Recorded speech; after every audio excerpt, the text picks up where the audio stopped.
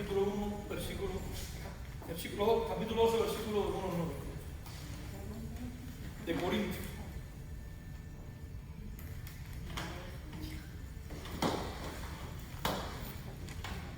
Segunda carta a los Corintios, capítulo 12, versículo 1 al 9, y vamos a tener como texto clave 1 Corintios 10, 13.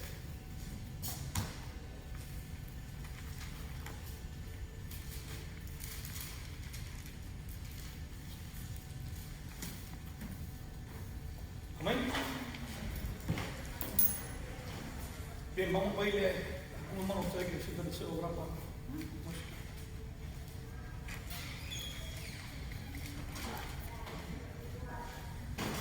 Padre amado, Dios eterno, Señor y Dios nuestro Jesucristo, te damos gracias, Señor, por este día, te damos gloria y honra por tu vida. Y siempre venimos, Señor, y te pido perdón, Señor, porque nos equivocamos. Pero gracias porque tu gracia, tu perdón, Señor, nos diste salvación.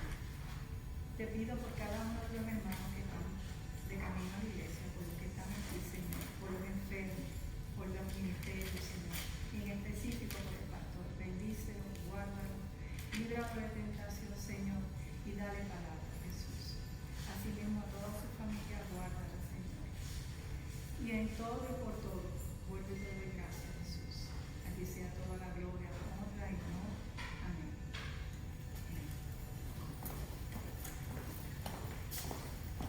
Bien, busquemos en nuestra Biblia la segunda carta a los Corintios, capítulo 12,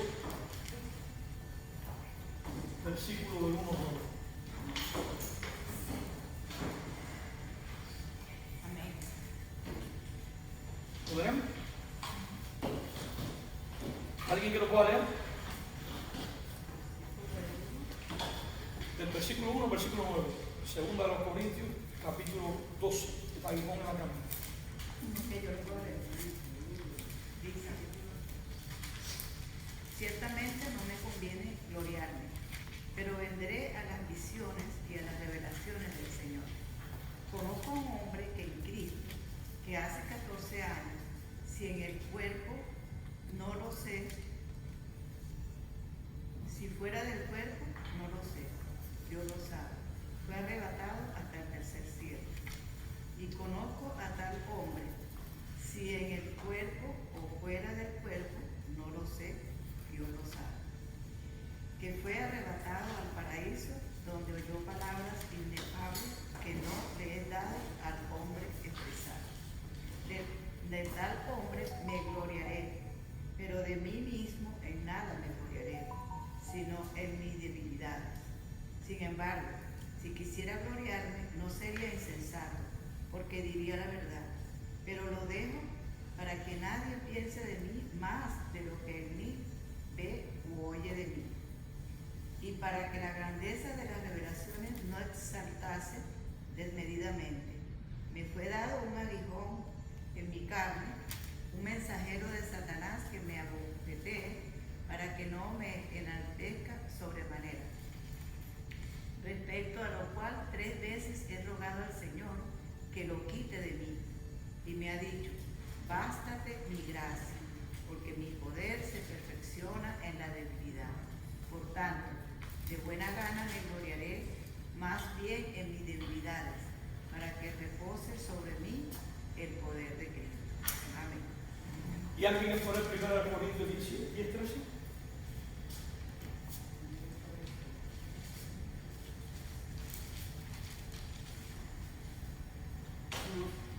No os ha sobrevenido ninguna tentación que no sea humana, pero fiel es Dios, que no os dejará ser tentado más de lo que podéis resistir, sino que dará también juntamente con la tentación la salida para que podáis soportar. Gloria a Dios. Bien. Vamos a comenzar en esta tarde la clase que lleva como título Cuando ya no puedas más. Es como dice en un dicharacho secular que dice, cuando ya quiero tirar, ¿qué cosa? La toalla, ¿no? Ahora, ese va a ser el título de la clase, cuando yo no pueda más. Vamos a tener el texto clave de estos dos pasajes, de 1 Corintios capítulo 10, versículo 13, y también 2 Corintios capítulo 12, del 1 al 9. Quiero dar como tema de esta clase las pruebas en la vida, y es mi propósito que al terminar esta clase seamos capaces de interiorizar en nuestra vida la importancia que tiene para la vida cristiana tener un enfoque desde una perspectiva espiritual, desde una perspectiva teocéntrica, bíblica, porque en alguna medida, todos en la vida hemos pasado por qué? Por pruebas. Y si usted no ha pasado, le aseguro que en cualquier momento le va a visitar. Entonces, quiero que al terminar esta clase seamos capaces de interiorizar esta realidad. Cuando ya no puedas más, ¿qué camino tomar? Creo que meditemos bien en esto, porque si nosotros somos realistas, vamos a dar como idea central nuestro esfuerzo es su fidelidad. Y esto es importante que lo apliquemos bien, porque esto es un texto muy mal aplicado en la Escritura.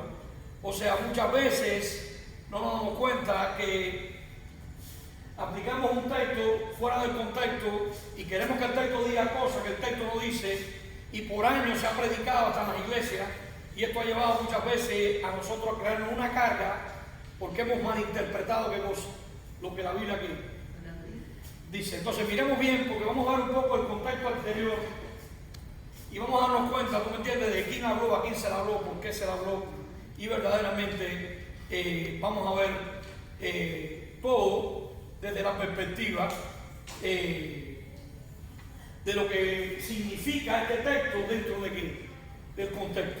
Miremos muy bien, porque cuando vamos a hablar aquí de este texto de 1 Corintios 10:13, primeramente tenemos que enmarcarnos que Pablo viene hablando de Israel en el desierto. Si usted ve los versículos anteriores, se dan cuenta, ¿no me entiende? Que Pablo hace énfasis en algunas cosas: idolatría, fornicación, inmoralidad sexual, renunciaron. Ustedes ven todos esos versículos que están ahí y se van a dar cuenta que realmente hay un contexto de lo que Pablo estaba diciendo, y vamos a enmarcar bien esta idea, porque vamos a ver cómo Dios preserva a su pueblo en un mundo donde la tentación y la presión espiritual parece ser algo difícil.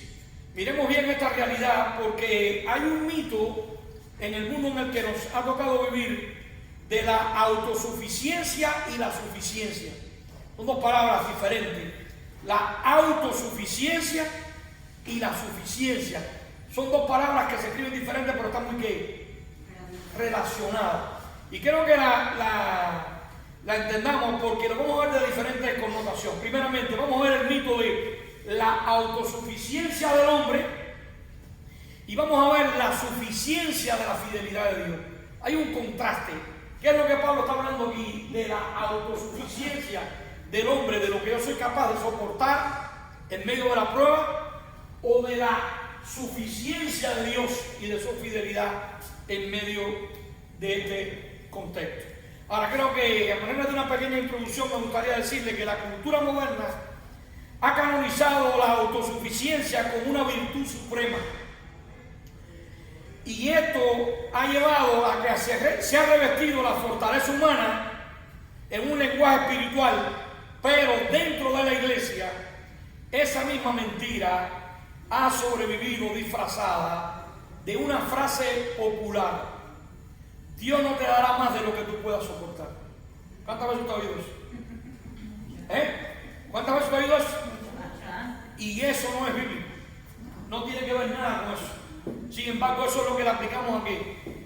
Esa frase sale de aquí, de este texto. Entonces, miremos bien esa realidad, porque el problema no es solo que esa frase suena bien, el problema no es solo que suena bíblica, El problema es que contradice la experiencia bíblica. Porque de hecho son innumerables los ejemplos que hay en la Biblia de grandes hombres de Dios que tuvieron que pasar por diferentes pruebas difíciles. En medio de la prueba que decía, Señor, quítame la vida. Ya yo no aguanto más. Maldigo el día en que nací. Como dijo Jeremías. Entonces, miremos bien esta realidad, porque la Escritura en ninguna parte exalta la capacidad del hombre, sino que siempre la Escritura lo que exalta es la fidelidad de un Dios inquebrantable. O sea, no se trata de la incapacidad del hombre. Job no soportó, se quebró. Pudiéramos ver algunos ejemplos bíblicos. Pablo no controló la presión, sino que vamos a 2 Corintios 1:8, dice, y fue abrumado más allá de mis fuerzas, dice Pablo. Cristo mismo en Getsemaní no modela una autosuficiencia humana, sino una dependencia absoluta en medio de una agonía real. Pasa de mí esta copa porque se haga que cosa, tu voluntad y no que la mía. Son innumerables los ejemplos. Ahora, la Biblia no narra la historia de los que siempre pudieron, sino la historia de un Dios que siempre sostuvo a los que ya no podían y tenían fuerza. Entonces, hermano, el Evangelio no comienza cuando el hombre se demuestra capaz, sino cuando queda expuesto en su absoluta incapacidad. Y vamos a ver esta realidad, cuando ya no tenga fuerza. Por eso creo que como idea central de esta clase vamos a hablar acerca de que Dios no promete que tu fuerza será suficiente para cada carga que tengas que enfrentar en la vida, sino que su fidelidad será suficiente cuando tu fuerza termine. Si cuando ya tú no puedas más, ahí es obra que viene de Dios. Muchas veces usted llega y el médico dice, ya aquí no hay que nada que hacer. Cuando la ciencia termina, ahí empieza ¿qué cosa? Dios. Y eso es importante que lo tengamos en cuenta, porque la ciencia puede decir de ti cualquier cosa. Una cosa es lo que la ciencia diga, otra cosa es la que Dios diga. Así que clama a mí, yo te responderé. Son innumerables las veces que uno en medio de un problema, una enfermedad, ha clamado a Dios y Dios le ha dado ¿qué cosa? Sanidad. ¿No es así? Porque muchas veces las enfermedades vienen para glorificarse Dios. Porque estamos tan enmarcados horizontalmente en la vida que a veces tiene que venir una tormenta, una prueba, un problema, para que nos demos cuenta que la vida ¿qué cosa? Es nada, que nosotros no somos suficientes, que el suficiente ¿quién es? Dios. Entonces, para entrar en el desarrollo de la clase en esta tarde, vamos a hacerlo desde una perspectiva positiva, marcando una línea teológica en la demarcación de este pasaje. Primero vamos a ver la fragilidad del hombre es parte de ¿qué? Del diseño de Dios. La Biblia no exalta al hombre, exalta siempre a quién? A Dios. El hombre quiere exaltarse y desplazar a quién? A Dios. Por eso el hombre es la autonomía. Yo sí puedo, lo mío primero, yo sí creo, mi fuerza, mi capacidad, mi inteligencia. O sea, cuando yo pienso que el mundo gira alrededor mío y yo puedo dominar mi mundo, yo empiezo a creerme que soy ¿qué cosa? Autosuficiente. Yo no sé si ustedes han oído muchas veces una frase que está mal dicha, cuando la persona dice, este es muy autosuficiente. Y eso se dice como una manera despectiva. ¿No es así? No es lo mismo decir, tú te crees el autosuficiente a que tú eres autosuficiente. Tu problema es que tú eres muy autosuficiente. Oh, eso está bien dicho, porque estás diciendo que eres suficiente ¿qué? En todo. Ahora, si tú dices, el problema es que tú te crees autosuficiente, ahí es el problema. Ahí está el problema, pero cuando tú dices a gente, tu problema es que tú eres muy autosuficiente, tú lo que estás elogiando a esa persona, porque tú le estás diciendo, tú eres suficiente en quién. Y muchas veces nosotros usamos muchas frases que no son bíblicas y que están mal dichas, pero que de generación en generaciones han pasado y que nosotros las repetimos y no sabemos lo que significa. Por ejemplo, ¿cuántas veces usted ha oído? No, porque yo sí no tengo pelos en la lengua. ¿Usted ha visto alguna vez una lengua con pelos? No hay. ¿Entiendes? Es pero. Yo no tengo pelos en la lengua. Pero sin embargo, nosotros repetimos que yo no tengo pelos en la lengua. O cuando veas las barbas de tu vecino ardiendo, pon la tuya en qué. Y eso viene del contexto de los romanos, que cuando tenían una casa, hacían como si fuera qué cosa, una reja, ¿no? Es como una cerca, pero que tenían como una barda, era como un espacio donde sembraban ahí. ¿Ves? Entonces decía, cuando veas las bardas de tu vecino ardiendo, pon las tuyas aquí. Pero no las bardas. Pues son innumerables. Entonces muchas veces digo, la gente dice, ¿cómo está el tráfico hoy? No, es cómo está el tránsito. Porque el tráfico viene de negocio. ¿Me entiendes? Sin embargo, no es porque soy diciendo, como está el tráfico hoy, el tráfico está, si te coge el tráfico a las 3, es como está el tránsito. Son cosas muchas veces que, ¿cuántas veces nosotros nos pasa que así, me estoy orinando? Es que lo están haciendo, voy a orinar. ¿Se dan cuenta? Muchas veces nosotros confundimos y cambiamos los términos y de generación a generación se pasan y la gente no entiende. Y usan frases y usan todo tipo de dicharazos para reducir muchas veces el idioma, y hoy en día lo hemos cambiado por los emojis. Ya ahora es Q, que Dios te bendiga, QDB, que Dios te bendiga, o ya damos like, ¿entiendes? O sea, una carita, ya ahorita no hablamos, ahorita todo el mundo va a hacer qué cosa. Mudo, ya nadie quiere, ya nadie sabe los productos, ya nadie se sabe los productos, ya nadie quiere leer, ya los libros no significan nada. Es un problema porque nadie quiere hacer. Tú vas a hacer un libro y tienes un problema, ¿no es así? Digo, pues, yo en estos días he estado enrolado haciendo un libro, ¿ves? Para la gloria de Dios ya he terminado 3, ya he hecho 3 libros, ya. Pronto lo vamos a editar, estoy haciendo el 4. Pero yo tenía una idea de hacerlo de 500 páginas y la editorial lo primero que me dijo, eso no se lo lee a nadie. Tienes que tratar de hacerlo de 70 a 100 páginas. Te va a costar menos y la gente lo va a qué cosa. Miren cómo ellos mismos te reclaman. Ya yo tenía la idea de hacer cada uno de 500 páginas y ellos me dijeron, no vale, porque estamos en los 24 caracteres, el Daiku, el Twitter, el TikTok, todo rápido.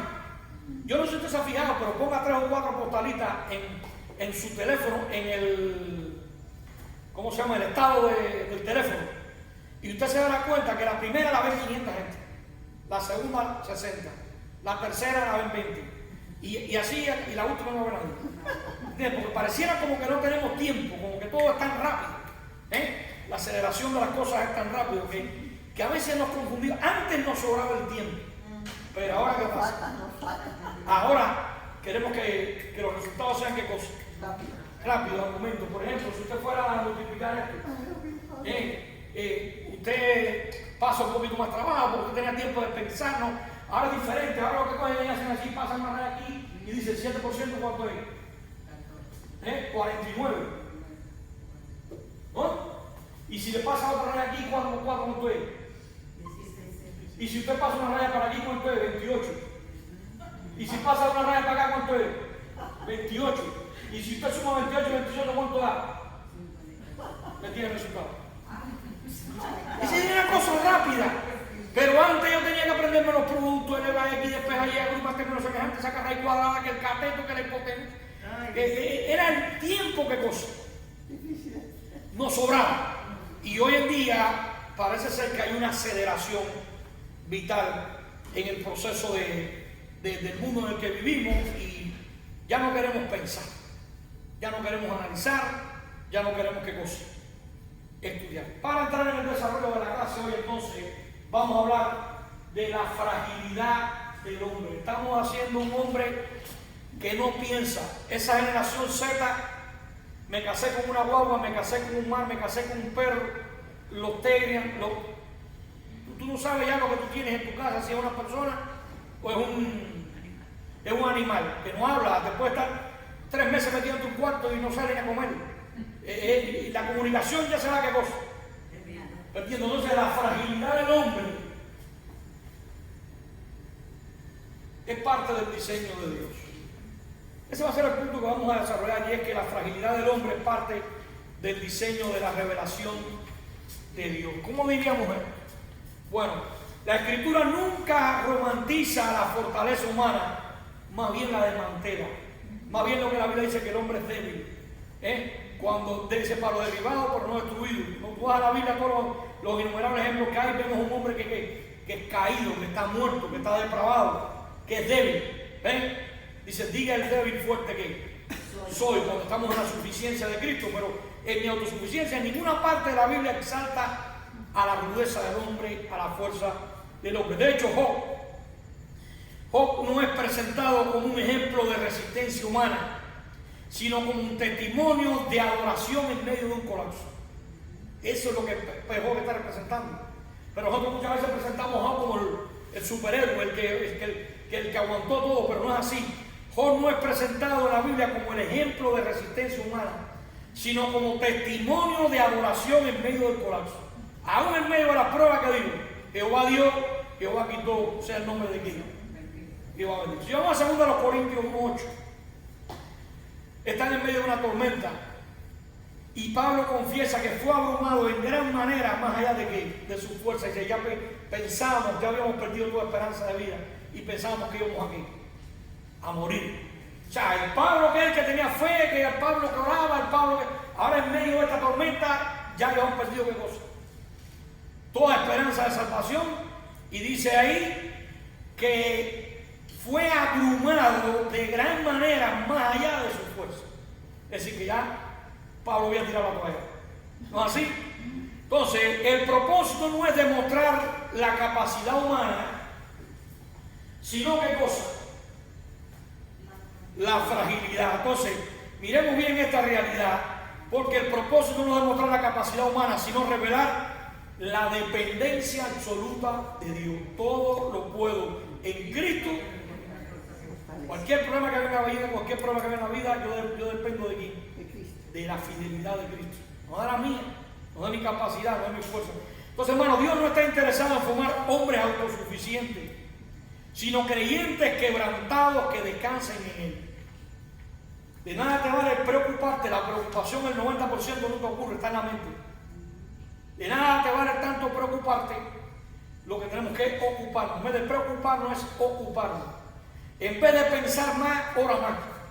En vez de preocuparte más, lee más a Dios, ora más a Dios y busca más a Dios. Porque vale la pena, porque cuando estás orando con Dios, tú tienes la posibilidad de que Dios te escuche y te sane.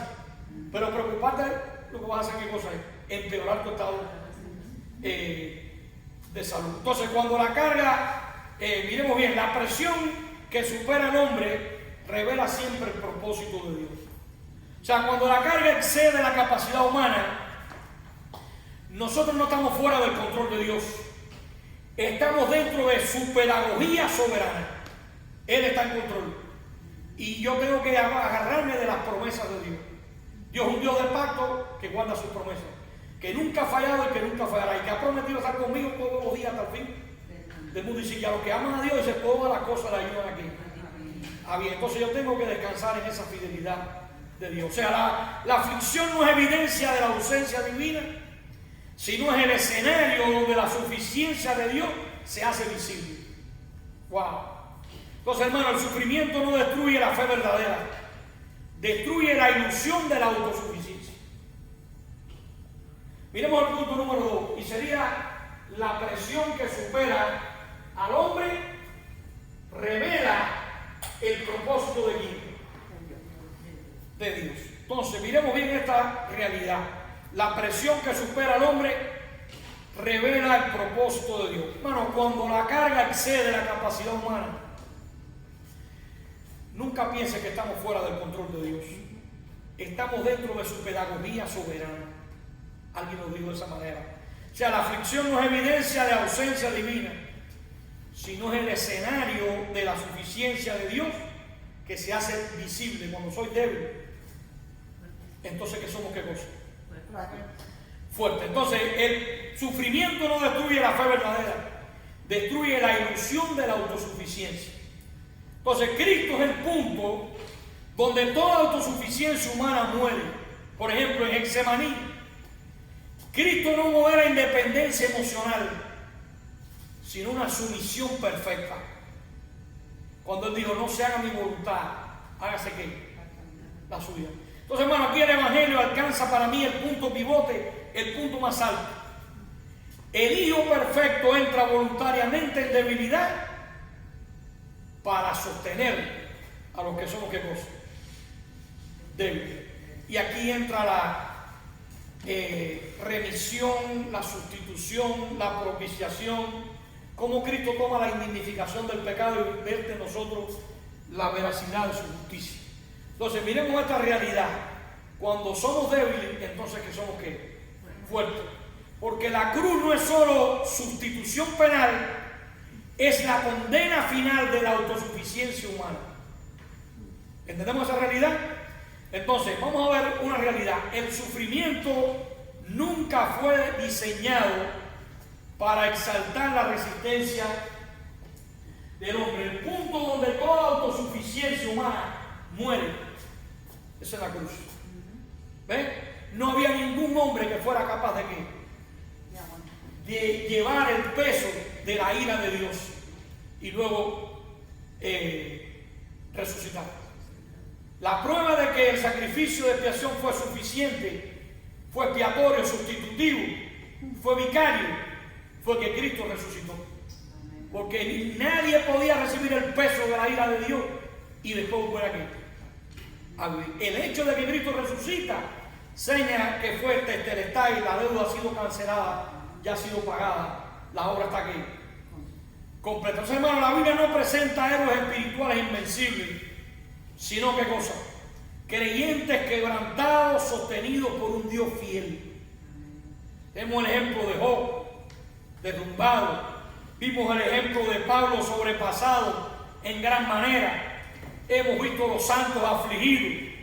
Hemos visto a Cristo cargando con el peso del pecado en la cruz. Y en medio de todo ello, la Escritura nos repite: tú puedes, tú puedes, tú puedes. La Escritura solo declara: fiel es Dios, fiel es Dios.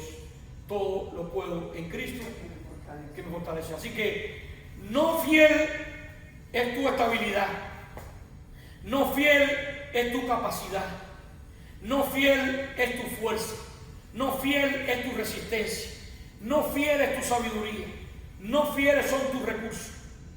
Fiel es Dios. Incluso cuando tú ya no puedas ¿qué? Más. Entonces esa es la gloria del Evangelio.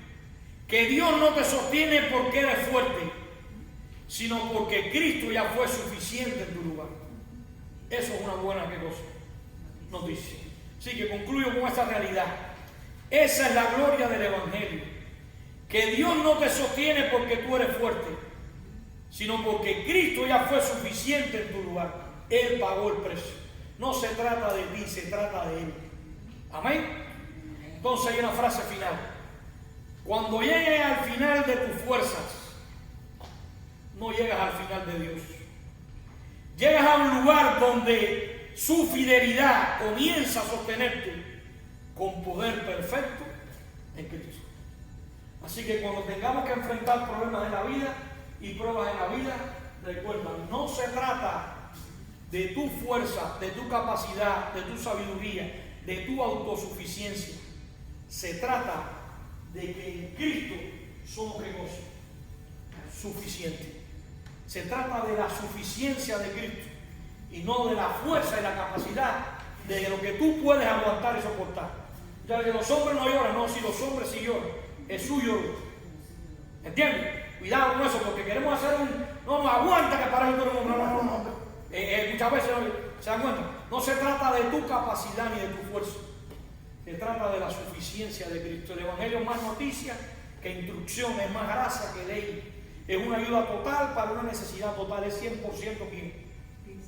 Cristo. Entonces es muy importante que nosotros recordemos esa realidad.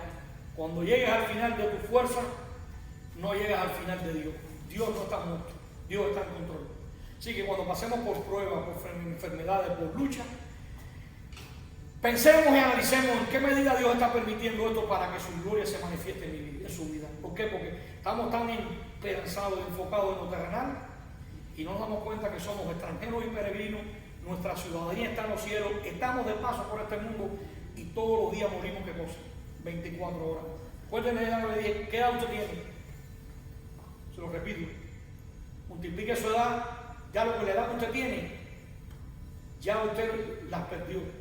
Tiene 60 años y usted 60 años, ¿qué cosa? Los perdió. Vamos a suponer que te quedan 40 más. De esos 40, ¿cuánto te vas a pasar durmiendo? Fíjense. Y después de eso, ¿cuánto vas a pasar trabajando? ¿Qué es lo que nos queda? Entonces, pensemos que la vida trata de eternidad, no de finitud. Trata de suficiencia de Dios, no de autosuficiencia mía. Así que pensemos que si estamos vivos en este mundo es porque Dios tiene un propósito con nuestra vida. Así que glorifiquemos a Dios y recordemos siempre esa realidad. Cuando ya no puedas más, ahí es que se hace la palabra. Todo lo podemos en Cristo que nos fortalece. Vamos a orar. Padre, agradecemos tu fidelidad, tu amor, agradecemos que somos tus hijos y que tú eres nuestro Padre Celestial. Desde lo más profundo de nuestros corazones te damos toda la gloria y la honra, reconociendo tu grandeza, tu poder, tu amor y tu fidelidad.